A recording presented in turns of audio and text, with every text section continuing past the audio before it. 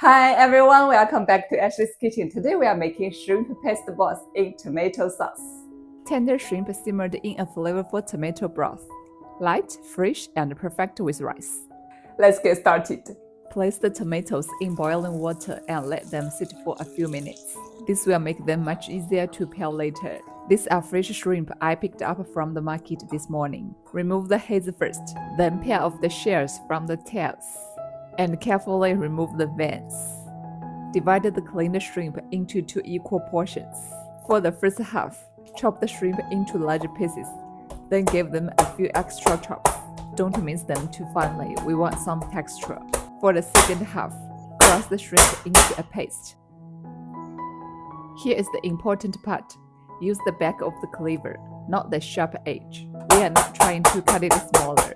We are trying to develop a sticky, springy texture. Keep working it until it becomes smooth and slightly elastic.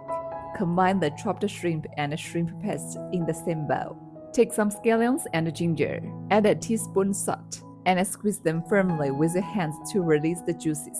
Pour the scallion-ginger juice into the shrimp mixture. Add 1 teaspoon white pepper and mix the shrimp mixture well. Next, add 1 egg white, then stir continuously in one direction. After that, lift and slap the shrimp against the bowl a few times to build a nice springy texture. Add 1 tablespoon potato starch and continue mixing in the same direction. Keep lifting and slapping the mixture until it becomes sticky enough to form shrimp balls easily. By now, the tomatoes should be ready. Peel them and dice them into small cubes. Heat a little oil in the wok. Add the leftover scallions and ginger from the marinade and stir fry until fragrant. Add the diced tomatoes and cook over high heat until they break down and become saucy. Add 2 tablespoons light soy sauce. Then pour in boiling water.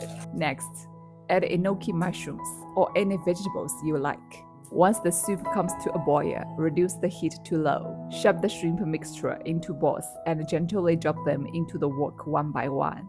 After all the shrimp balls are in, turn the heat back up and season with half tablespoon salt, half tablespoon white pepper, 3 teaspoons sugar.